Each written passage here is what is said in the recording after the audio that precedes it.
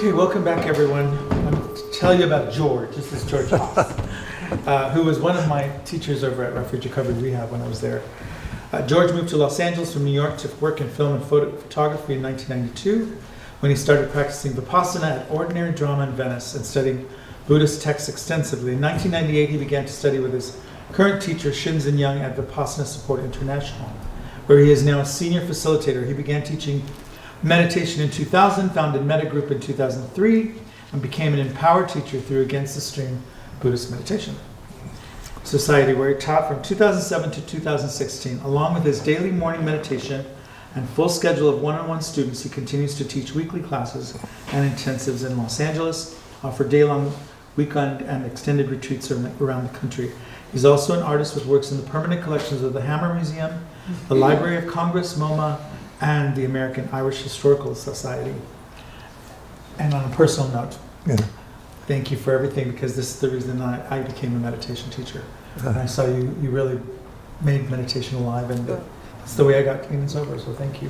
Thank you. George Haas, everyone.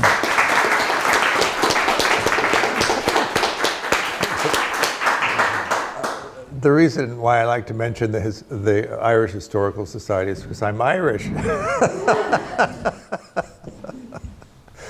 And you may, as you listen to the biography of Notions, and he's retired, and so I'm no longer a senior facilitator there because there isn't a organization there anymore, which we're always supposed to give our bona fides, I suppose, or I'm conditioned into that. So I celebrated my 46th anniversary, clean and dry, out of the snow, and so I wish I could say that I was. That also meant that I was still young, but it doesn't. A lot of process addictions along the way that I've also addressed. So I'd like to talk about them. All of them. I have all of them except for gambling. I don't know what happened there, but it just doesn't light me up in any way. But food and danger and sex and what else is there? Money, the usual stack. I grew up in a upper middle class household of an Irish family, very heavy drinking, and also very urgently upwardly mobile. I don't know if some of you had that experience or not. I'm gay and got kicked out of my family and have been estranged from them for 30 years because of it, which was quite painful, but less painful than being engaged with them, with their attitude about that. And I have been living on my own devices since I was 18, so on the street for a while, and then out of that and into other things. And I am one of those really low functioning people, so I functioned really poorly for decades. I got sober at 24, and getting sober actually wasn't enough to get me to function much better than I'd always functioned. So a cycle of, having a place and then not having a place, and having relationships and not having relationships, and all of that. My dad was quite sadistic, and the effects of his sadism on me, I also haven't been able to get rid of altogether. So it is a life that is, in some sense, really extraordinary and remarkable, as lives can be, and at the same time blunted and limited by the earlier part of life. At about 5 years clean, I don't know if you've noticed this, but the depression of the way that I lived my life began to sweep over me, because I kept repeating the same thing, except I was sober, and so I could pay attention to it. And so I began a journey of trying to resolve these issues that came up. And so the first adventure was in psychotherapy. I don't know if any of you have gone into that particular path. And actually, it was pretty helpful in a lot of ways. But the deep underlying pattern of my life was really not affected by it that much. The same sort of ups and downs, I was subject to bouts of depression that would last for months. And so when I came out of the depression, I would start this urgent drive to get things going. And then, because I was trying to outrun the depression, get it all happening before that starts. And then the depression would come down, and they would last for so long that all of those beginnings would evaporate.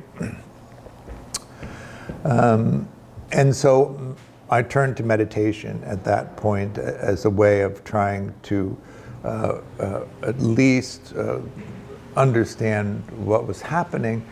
And also, one of the things about life is have you noticed that it's hard to get out of bed if there isn't a good reason? What is that reason that's going to get me to get out of bed in the morning? Because, the hours can go by in kind of a trance. And that was part of what the meditation practice was for me. I was really looking for the meditation to open up some idea of what the purpose of life would be. And I also thought in the discovery of 12-step, which I got sober in 12-step in New York, quite by accident, really, I think. I was teaching ceramics at Hunter College in New York. I don't know if you've been to New York, and I was just crippled by a hangover. At that point, my liver was in such shape that I could drink for a day or two, but then it would take 3 or 4 days to recover from that. And my student looked at me and said, George, I've never actually said this to anyone before, but would you like to go to an AA meeting with me? So we got on the bus and went uptown, and I got sober, and I was so embarrassed I never went back to Hunter College to continue with my job there. And have been sober remarkably since then. So I think there's a few things about addiction and people who gravitate toward addiction that are worth looking at. In terms of the structure of how you operate in the world. And one of those is that somewhere along the line, and usually pretty early, you'd made a decision that people are so untrustworthy that you can't count on them. And so that you're going to have to find a way to navigate the world without having to rely on anybody. This is really important because the way that human beings are built, the way this body you live in operates, is by emotionally co-regulating with other people. And if you don't allow yourself to be in a relationship where you can co-regulate emotionally with someone else, you have to find a way of regulating in another way. And that really is the main way we get into addiction. We won't rely on any other people to help us emotionally regulate. And so we rely on externals. In the beginning, in childhood, mainly for me, it was stealing money and buying candy, but I don't know how you managed that part. I was a daily drinker in 5th grade, so you can imagine how crap the earlier part that preceded that was. My dad, in order to manage me, gave me opioids when I was in elementary school. So I was also strung out on opioids in elementary school.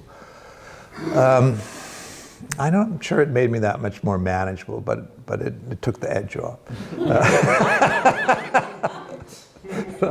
So you could imagine the 5th grader me coming home and making a gimlet and settling down.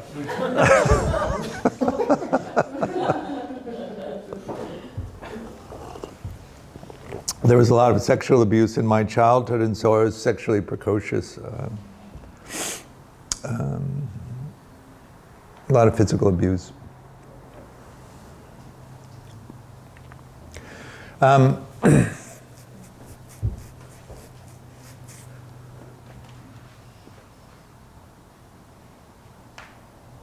I really very solidly believe that nobody could be counted on. In fact, people were scary, and actually you had to protect yourself from them because they were going to hurt you. They might come on to you very nice, and they might be sort of happy to, or pretend to be happy to know you, but ultimately what they were going to do was betray you and hurt you. And so really you had to cut them all off, which is what I did.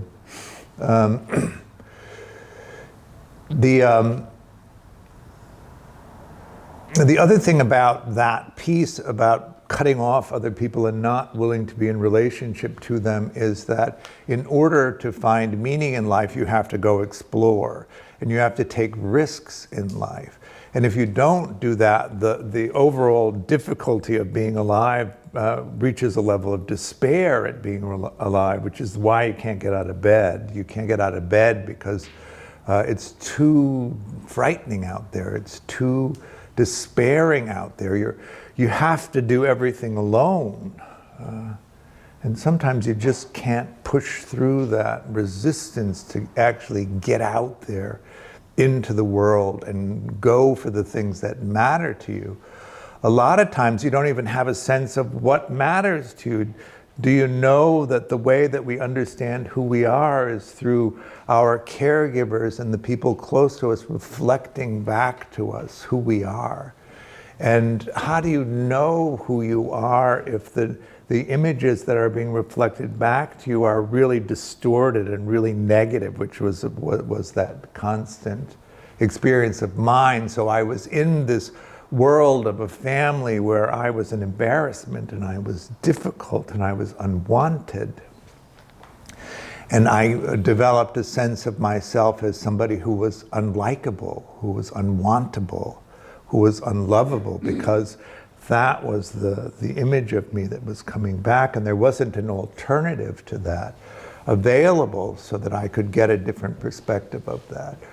And then when you go out into the world and you need to say to people, this is who I am, are you interested? Because we need to form alliances so we can travel through this life together and really go for the things that matter for us. And if you think they're going to reject me, they're going to be mean, they're going to belittle me, which is, a terrifying thing. And then we move meekly through the world because we can't align ourselves with anybody.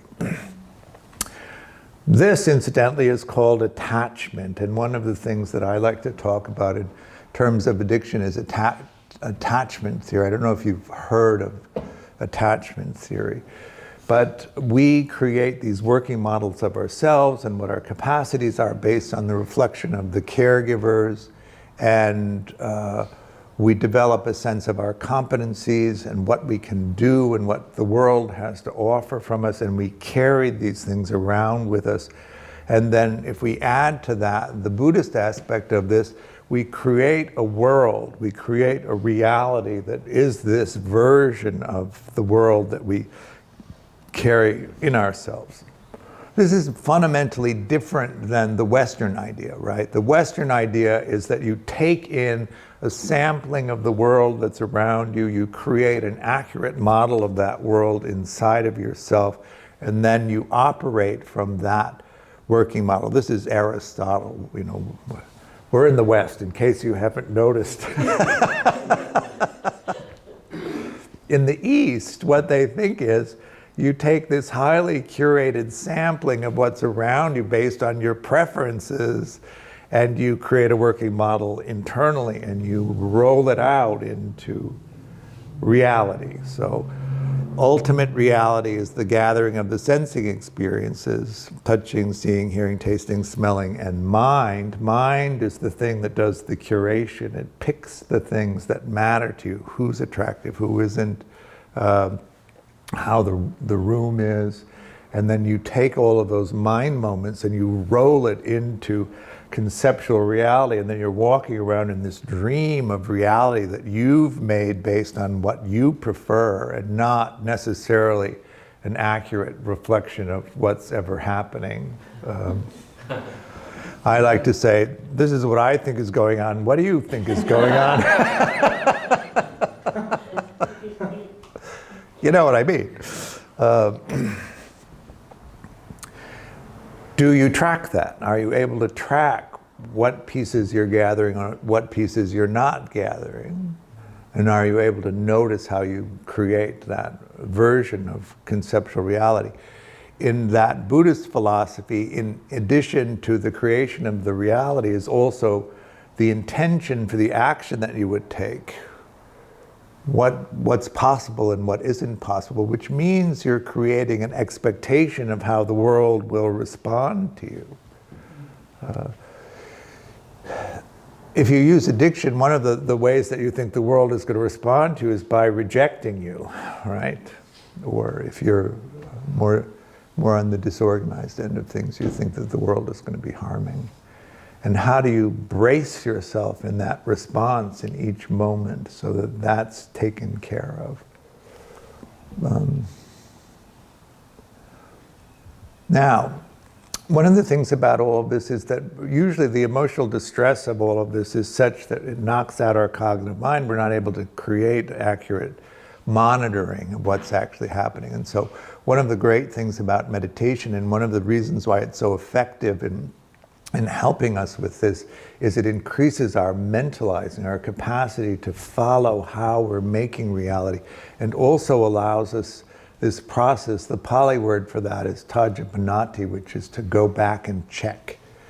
This is the reality I've made. This is the data I took in. Do they match well enough? Does it make sense that I'm making this reality? Ask yourself this. Has anybody ever accused you of getting it wrong?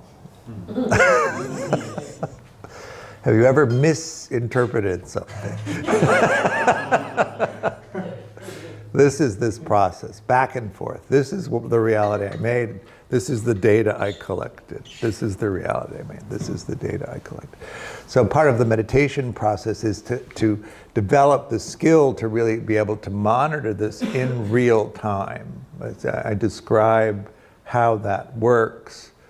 You take in the data and you create your reality, but then you pay attention to the reality that you've created, and you understand how you've made it, what meanings you have assigned to it. We don't operate in a world of what's happening. We operate in a world of what it means to us. How do we understand what it means to us? We go into our perceptual database and look for patterns of experience that remind us of the pattern of experience that we're in, and then we just attach that whole thread of meaning to it. And some of those threads go all the way back to the beginning of our lives. Can you track that? Can you understand that? I'll give you an example, which was the first time it really dawned on me. I was coming out of the Santa Monica Zen Center. If you know the Santa Monica Zen Center, it hasn't been there in decades, so you know how long ago this is.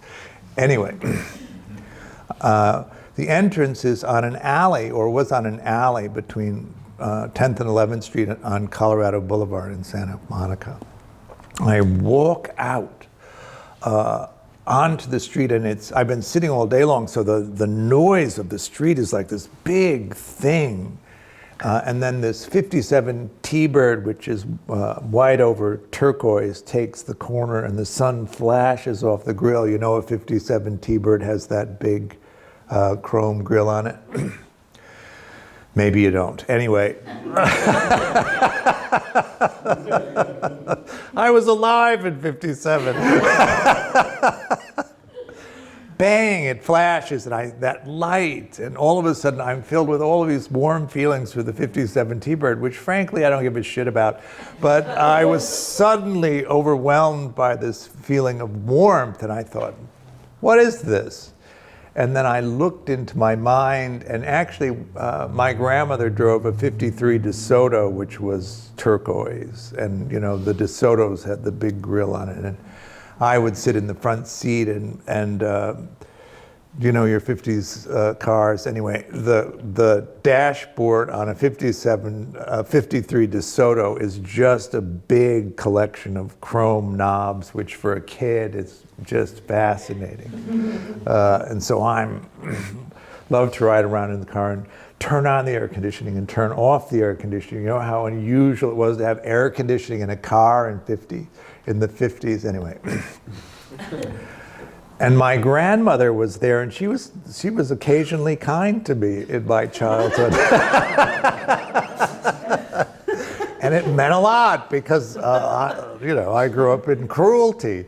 And so those little flashes of kindness were extraordinary. In fact, it led to a completely false understanding of kindness. I thought it was this rare thing that almost never happened, which is a terrible place to be in relationship to kindness. It really should be like air. It should be like water. You should expect it, not be overwhelmed and tearful because somebody's actually moderately kind.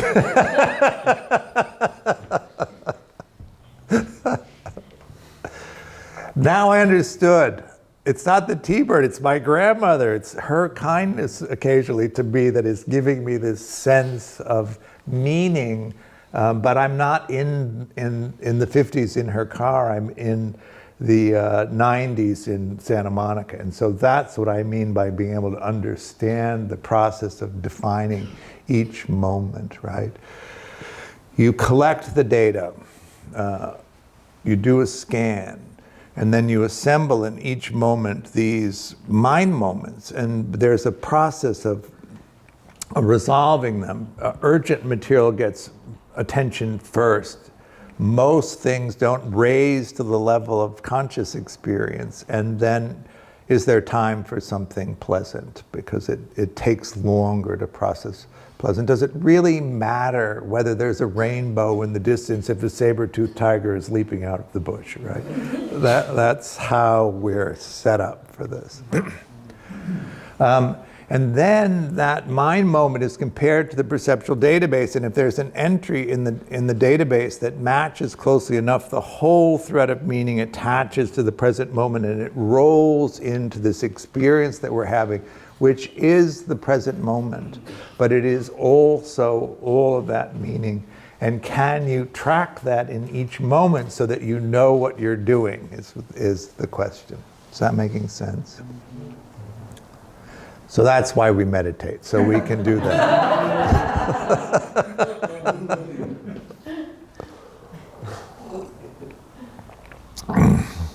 So that's the first part of this. You understand the experience that you're having, you understand the meaning, you understand the whole range of meaning and feeling that's associated with this.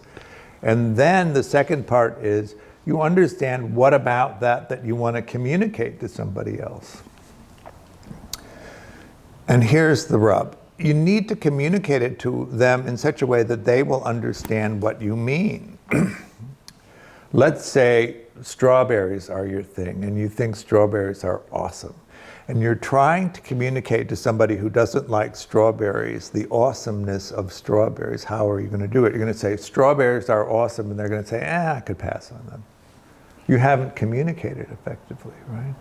But let's say they like raspberries. And you could say, I feel about strawberries the way you feel about raspberries, and then suddenly they would understand what you mean, where they wouldn't if you didn't translate it for them. You understanding? You have to really understand the person that you're communicating to them, and you have to express it to them in a way that they will understand what you mean, and then you have to check that they've actually understood you. Actually, I don't like raspberries. Cherries is my thing. Strawberries mean to me what cherries mean to you. I can get behind that. I understand where you're coming from. And then they're going to respond to you, and you have to take in that response. And you have to make sure that you understand what they mean. And then you have to modify your understanding of the relationship based on their response to your expression. And then you're actually in a process of collaborative communication with somebody else. And if you don't do all of that, then you're not. And then you have an idea of what you've said, and they have an idea of what you've said, and they might not match that well, and we will notice that you're constantly in conflict with them because they're not really understanding you, or you're not understanding them and taking in their response to you and modifying it. So that would be the process of mentalizing. And you'll notice that there's a lot of steps in it, and a lot of things that have to happen, and a lot of processes. And we should also talk about consent. Somebody has to consent to the intimacy that you offer them. You can't just dump it in their lap. And you have to consent to the intimacy that somebody else offers you. Have you ever expressed yourself in an intimate way and then felt frightened or at risk after doing it? This is what I'm talking about. You didn't have consent from them, and you went anyway and did it. And that put you at risk because you don't know how they're going to treat your confidences. And you should be sure about how they're going to treat your confidences before you express it. But what then drove you to express too much, which was the emotional dysregulation that was underneath it. So you also have to track that. This is a lot of speed that you have to develop. One of the reasons that meditation is so good at this is because if you track all of this stuff in your meditation, you develop the capacity to track it, and then you can do it in real time with other people. It's extraordinary how meditation can teach us that, particularly if we grew up in households where we didn't get that training. Do you know how you get that training in the household that you grow up in? Your caregiver is sensitively attuned to you. They're interested in you. They're interested in your ideas and your perceptions of things, and they ask you, what's going on with you? Use your words. You seem angry. Are you angry? You seem happy. Are you happy? What are you happy about? What about that made you feel happy? All of those inquiries over and over and over again that lead us to be able to develop the capacity not only to understand ourselves, but also to express it to somebody else and to ensure that they understand us. What would you guess is the childhood experience of people who grow up to be addicted in one form or another? We're back to attachment theory if you can. I'm dyslexic, and so my mind jumps all over the place. If you find that my mind is jumping all over the place and you can't follow me, just raise your hand and I'll try and connect the dots. But otherwise, I love the way my mind is, and so I'm happy to jump around. The root cause of addiction is profound neglect in childhood. So nobody was interested in that for you. I'm really sorry about that. It's just heartbreaking that they weren't, but they weren't. And they didn't. And so you didn't learn that process. You didn't learn the value of it. You didn't learn the experience of someone delighting in you because you discovered a broken bottle cap, or that you saw a butterfly, or all of the other stuff that might have indicated to you that your exploration, the things that really matter to you, are extraordinary and delightful. We didn't really get that. In fact, we got sometimes quite different things from people, which is why we made the decision we can't trust them and we can't tell them anything. Now, I wish that I could tell you that once and you could all change your minds, then begin to be perfectly authentic and express yourselves and everything that was interesting to you, and feel the sense of delight that you will receive once you find yourself able to do that. But conditioning doesn't work like that, and the conditioning is deep. One other thing about the creation of reality that we really want to focus on is imagination. If you find yourself in a novel situation where there is no memory, there is no history of the experience of something, I don't know if I love novel experiences because there's no history associated with them. I can have something fresh. The imagination is then supposed to click on and define the meaning for that. The trouble in childhoods like ours is that to imagine the things that we can't get, to experience the longings for the things that we can't get is so painful that we begin to restrict our imagination about having them. I like to call it, we pinch off our imagination so that we don't know that we want something, because it's less painful in childhood to really think, I can't do that, I can't have that. This is not for me. I'm not able to do this. All of those different things that we do that restrict the imagination of having them. And I might even say that that isn't necessarily a bad thing, because it makes childhood more manageable. And this happens early. This is in the 5, 6, 7 range of things that we really begin to restrict the imagination. And so we can coast through the rest of childhood without suffering the deprivations of neglect. We also suppress our emotions. So one of the things you might notice about the addict communities, we don't feel that much. We're not particularly empathetic.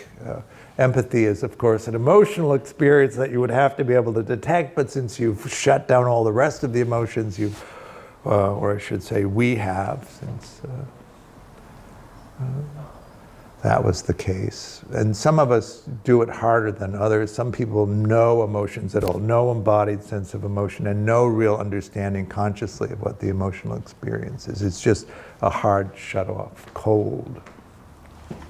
Some of us shut down the emotion in the body, but we still can recognize facial expressions and body language and assign some kind of emotion to it, or have some sense of what we're feeling, but it's cognitive rather than an embodied sense of emotion.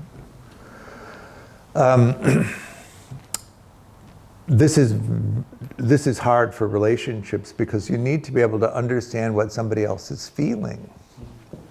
We need to understand what they're feeling, and we need to compare it to what they say they're doing, so that we have a sense of whether they're telling us the truth or not. One of the things about this population, this group of us, is that because we're not particularly feeling, it's easy for us to be lied to. It's easy for people to manipulate us, because we don't have the checks that not normal necessarily, but feeling people have, right? How do you know if somebody's telling you the truth, and how do you know if they're lying to you? Well, we have empathy, which is that first experience of the what would you say? Do you notice a whinginess? Do you feel a whinginess when you witness physical or emotional pain in someone else? You go, oh. Do you hear sliding of tires and the smacking of metal, even though you can't even see it, and you go, ooh, that must have hurt? Or don't you? This is the hardcore shutdown where you just don't have any of it. The second level is you can look at somebody and read their facial expressions and body language, and if I were just to go with my default setting, you're all condemning me. And I should slink away.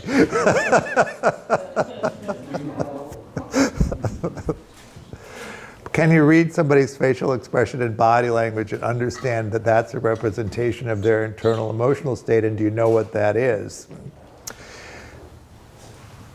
This is, how do you learn that, of course? You learn that because you're a little infant and you're looking at this big face of your caregiver, and they're reflecting back to you your emotional state. That is to say, they empathetically connect to you, they understand what your feeling state is, they make the face that matches your feeling state, and they coo at you and tell you that that's your feeling state, and you begin to associate this body sensation with that facial expression, and then they take care of you based on your expression, except that didn't really happen.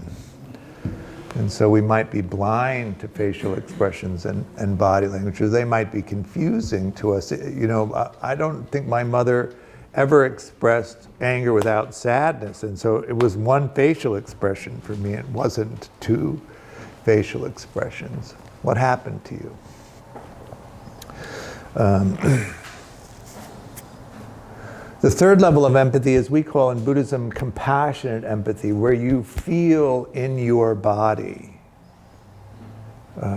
the emotional experience of the other person, right? You know what that is.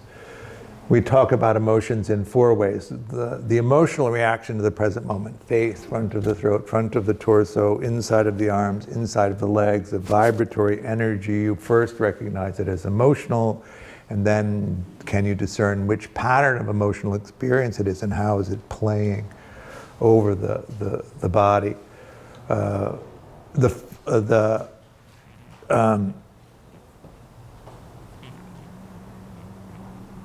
second one is your thoughts. We would call that self-generated emotion. You think a thought, it has an emotional effect on it.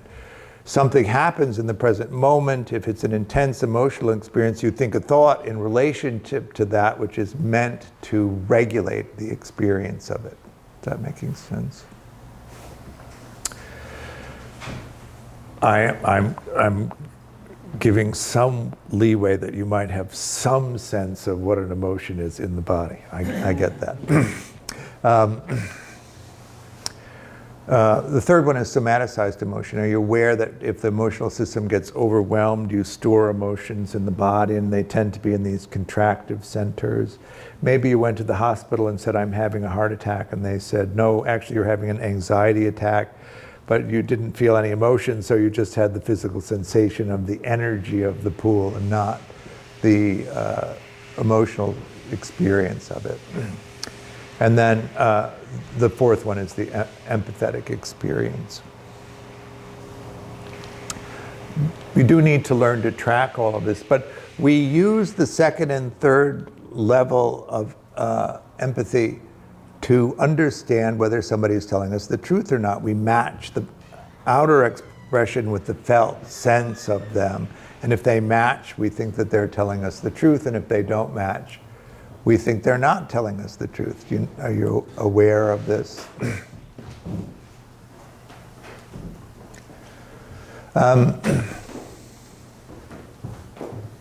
There's a fourth thing to consider in here too, which is, do you pay attention to whether somebody does what they say they're going to do, or they don't do what they say they're going to do? Because a lot of us don't. We grow up in households where the behavior of our caregivers didn't match very well with what they said they were doing, and so we just don't even consider that. All of these things are important in understanding how to be in a relationship with somebody else, because what you need is to be able to trust them. What do we call that? Epistemic trust. I understand that I'm probably dumping just a massive amount of data on you about attachment theory, which is what all of this is. But around addiction, to really take in the idea that maybe at the bottom of this whole stack of things is this attachment conditioning. In order to motivate you so that you'll investigate whether or not you might want to do something about that, I want you to have a sense of the depth of this understanding. Epistemic trust means that you believe that somebody is telling you the truth, that they have evidence to back it up, and you believe that the reason that they're telling you what they're telling you is to be helpful to you. And if you have epistemic trust in someone else, you can learn from them because you'll take in the information that they offer. And if you don't have epistemic trust, you'll question everything they say to you and you won't be able to learn from it. And really what we need to be able to do is learn something different than what we've been doing, which means we have to look at epistemic trust. You learn epistemic trust in the family system that you grow up in. And for most of us, if it's not really awful, the epistemic trust blows up in adolescence. And this is, I don't know what the pattern of your use and abuse is, but in puberty, the brain goes through this radical transformation. So a child's brain is all of these axons which are just not connected to anything, so that as children we can just absorb this amazing amount of information from every experience that we have. And then because that makes the cognitive functioning so poor, we prune it down in adolescence to this barest scaffolding of things that are already connected. So one of the problems of this neglected life that we led is that there may not be adequate connections. But it improves our cognitive mind at an amazing pace, so that we can examine the experiences of our young life. And if we come to the conclusion that our caregivers acted in their own interest against ours, the epistemic trust breaks. When did you start using, is the question. Elementary school? Middle school? High school? Did you get all the way to college? Maybe you got after college into your career, right? We're very success-oriented in our culture, and I think for most of us, the success orientation is not that meaningful. But then what do you do? Well, the cognitive mind of a 14 or a 15-year-old isn't that great. You know, we don't mature all the way until we're 25 in terms of our capacity to think, and so we think all adults suck. I'm not going to rely on any of them. Who am I going to turn to? My peer group of other people who are disenchanted with, and boy, did they give us good advice.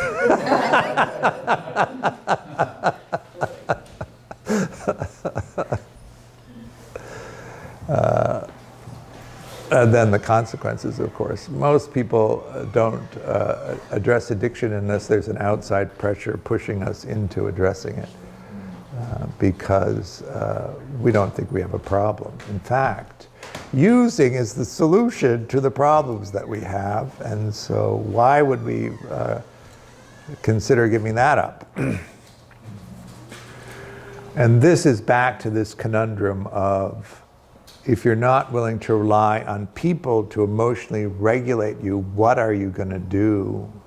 And really the only direction for the adult level of distress that we get into are things that are good painkillers. Substances, obviously, but also process addictions.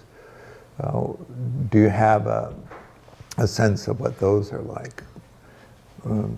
Chasing money or restricting money so you don't have enough. Why would restricting money in your life be useful to you? Because it prevents you from exploring.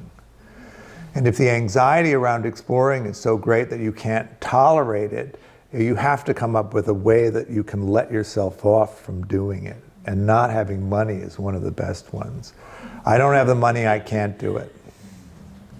And so that gives lets yourself off the hook of having to explore something. I could do it if I had the money, but I can't do it because I don't have the money. But you don't look at how you don't have the money in order to be able to do it, which was my thing, under-earning, like tragically under-earning to the point that I had to sleep on couches.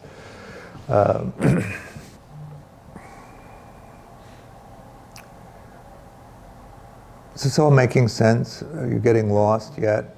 Are you up to here with data? I want to give you a picture of this. One of the things about 12-step, if you go into 12-step that works really well, or into recovery Dharma that works really well, is you are able to be in a social group without much in the way of the obligation for intimacy, right? You come to a meeting. The thing about regulating emotionally with other people is it doesn't require an intimate conversation, it just requires proximity to other people. And so what you may notice at meetings, some people you like and some people you don't like, and usually what that's about is that the people that you like make you feel better. And the people that you don't like make you feel worse. And that's one of the things about this co-regulation. You feel better, you feel the same, they don't have much effect on you, or you feel worse. And so that's what you want to pay attention to. You don't need to talk about anything to be co-regulated. You just need to be within 3 feet of somebody for 20 or 30 minutes. That's how it works, and that's why this format works. But in order to be a good explorer, you have to have reliable people. You need a secure base to explore from, is what we call it in attachment theory, so that you can go out and you can take risks for meaningfulness. And in risking meaningfulness, you find that the purpose of life, the pleasantness, the joyfulness, all stems from really engaging this experience. You'll notice in meditation that really the end goal is this elusive thing we like to call enlightenment, but what does enlightenment actually mean in terms of a practical experience? And I would say that it means that each moment is experienced as sacred. This lively, awakened awareness of each moment. And so it doesn't matter actually what each moment contains, because the experience of it is this lively, awakened sense of sacredness. And really the purpose of the practice is that you can be in this mind state the whole time, that each moment, everything is in this experience of that, which fosters this capacity to really explore. Did you have a caregiver that paid enough attention to you that they knew what you enjoyed doing and you were good at and directed you in that way, or did they not pay attention to that? Did you have caregivers that insisted that you do the things that mattered to them so that you got good at doing the things that mattered to them, but there was no interest in what mattered to you, so you never really developed the capacity to do the things that mattered to you? And how do we make that adjustment toward the things that really matter to us? I'm going to talk for another 13 minutes and then we're going to take a break. And then the second part of this is really going to be more around meditation. So that enough of this, this overview of oh my God, I thought I had it handled.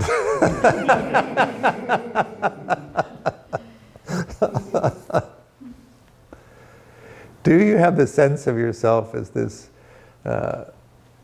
lovely, beautiful, extraordinary, sensitive, delightful person? Because actually when I look out at you, that's what I'm seeing. I don't know. Do you have that sense? And what happened to it if you don't have it? And how can you get it back? Or maybe not get it back, but get it for the first time, which is probably more accurate, which you can. Is your expectation that people who encounter you will be completely delighted to encounter you? And can you move through the world like that? That's actually what security is. You think that you're capable and you think the world is waiting to meet your needs. Okay, maybe not here.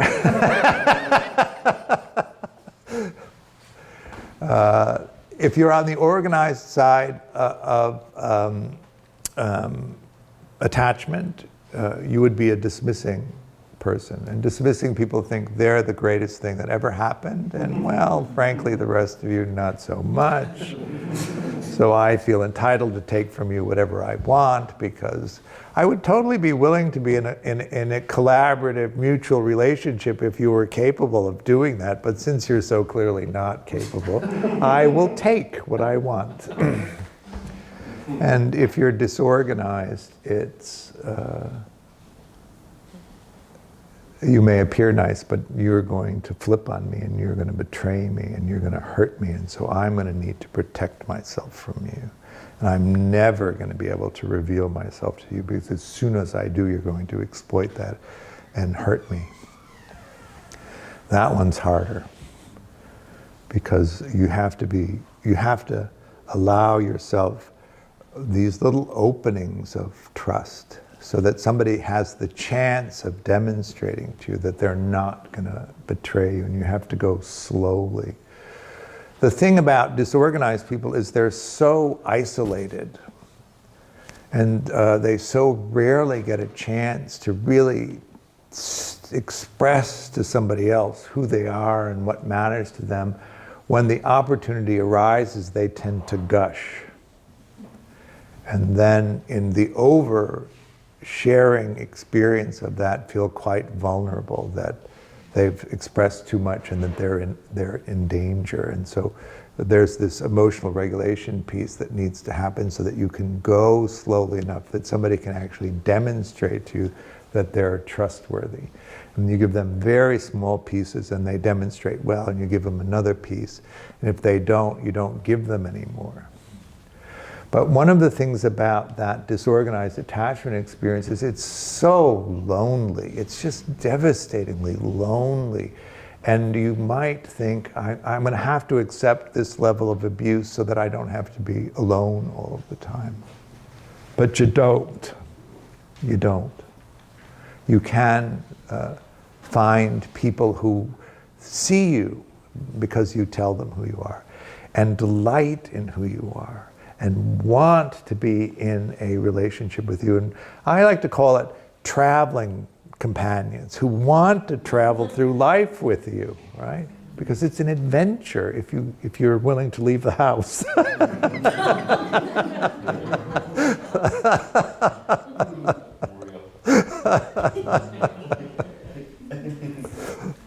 Does that make sense?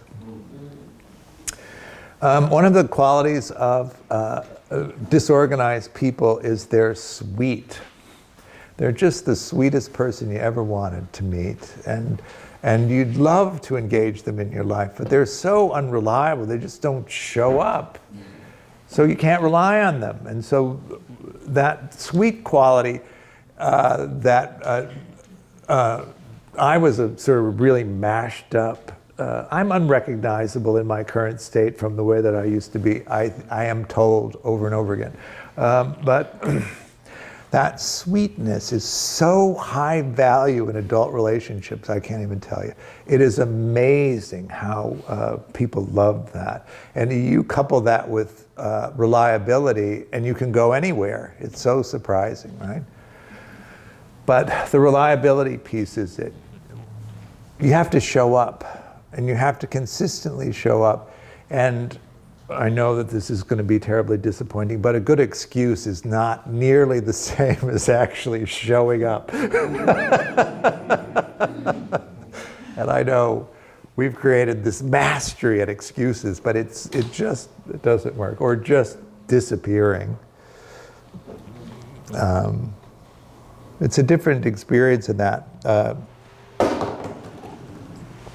Something happens, it frightens you, you disappear, and you're churning on how to respond to it. And 3 months go by, and you finally figure out what to do, and then you just show up as if nothing happened. There's no interval of time because it's been active in your mind for the whole time. But it hasn't been for the other person, right? And so we also have to do a lot of work to constantly repair relationships because we're not reliable. And so the reliability piece is. And what is the reliability piece? It's just emotional regulation. The reason that we're so unreliable is we can't predict what state of emotional dysregulation we're going to be in later. And if we don't have reliable tools, and we don't have anyone we can co-regulate with, 3 weeks of churning mind to regulate something that you could regulate in 20 minutes sitting next to somebody 3 feet away, right? It's so inefficient. Is that all making sense? And these patterns are really anchored in the attachment conditioning that you have. And did you know that we can test a child at 10 months old and identify their attachment strategy, and that 70% of people use the same attachment strategy that they have at 10 months for their entire life? Did you know that you have an 85% chance of inheriting the attachment strategy of your caregiver? You didn't do anything wrong, except learn all of the things that you were supposed to learn from the person who was teaching you the attachment strategy. Did you know that you have a 70% chance of having the same attachment strategy as your great-grandmother? Transgenerationally stable, these transmissions. Is it surprising that you grow up like I did in a hard drinking family, if that's the attachment strategy that's been running through the family system? It's not actually surprising. It's what you would expect to have happen. So these outcomes that we all have, that we often can condemn ourselves for, are already in place by the time we were 10 months old. And this is somewhat flip in my asking you this, but somewhat not. At 10 months old, what could you have done that you didn't do to get your caregivers to respond to you in a way that would have fostered secure attachment? Demanded a family meeting and sat everybody down. Maybe you waited till 18 months. Maybe you waited till rehab.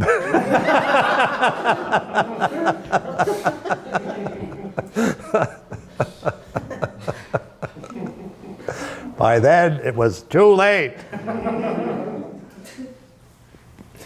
So I want you to touch into that sadness, but I also want you to touch into the compassion for yourself around that sadness. We actually did, to be sitting here, you did really well, considering the circumstances that you grew up in. It's astonishing that you got here, right? Considering what usually happens to people. Is that making sense? Now, the other thing I want to tell you, and I tend to think of myself as quite a hopeful person, and I hope that that's coming across. You can learn to do this. All of the things I'm talking about, you can learn to do because they're discrete skills. And everybody can learn them, really. I mean, I've not encountered people who can't learn them. I have encountered people that don't want to, and that's different. And with meditation, because the skills are based on these little practices that you do.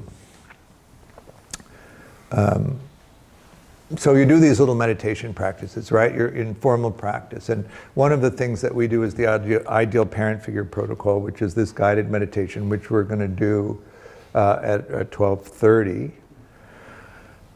You think, oh, how can this dopey little meditation do anything to change all of this conditioning that's been going on my entire life? And I will tell you how it can do that. We make reality. We don't live in reality. We make it. And we make it on the perceptual database that we have.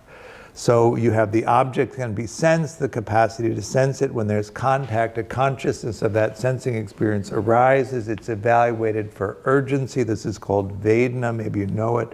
Does it need does it need urgent attention? Does it not matter that we get to it? Is there time for a pleasant experience? And then it's compared to the perceptual database. And if there's an entry in the database, the meaning of that entry attaches to the present moment, and it rolls in to conceptual reality, what we're experiencing.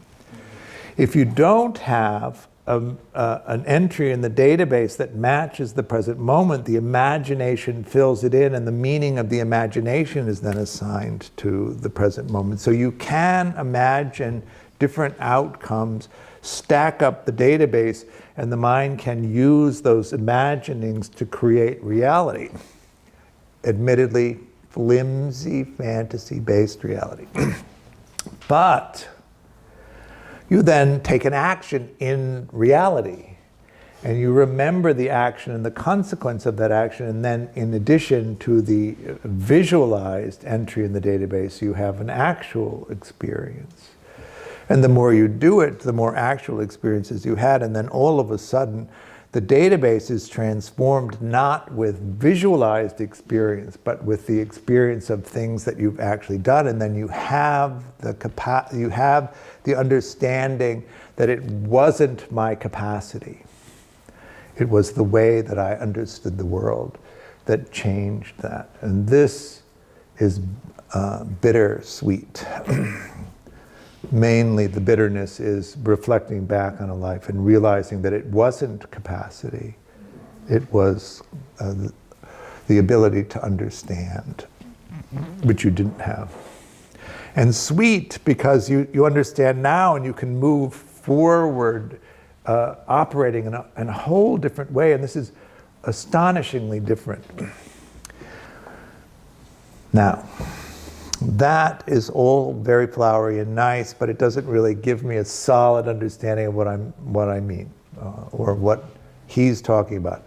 A lot of us wander around the world in a kind of fearfulness, in a kind of ongoing, free-floating anxiety about life, which seems to be unaffected by all of the different interventions that we've tried. And when you move from insecure and disorganized attachment into earned security, that anxiety stops.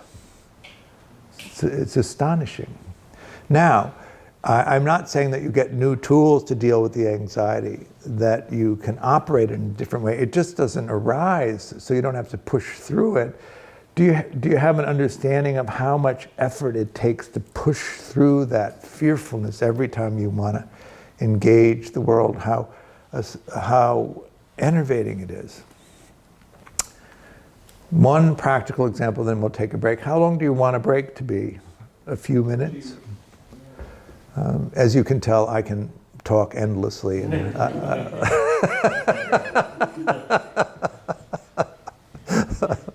Why use one word when you can use 8?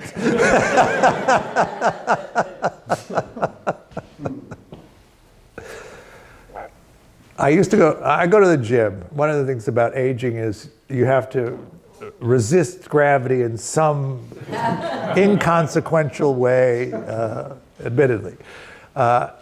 And I would go to the gym and I go, oh, this is heavy. This is uncomfortable. Oh, I hate this.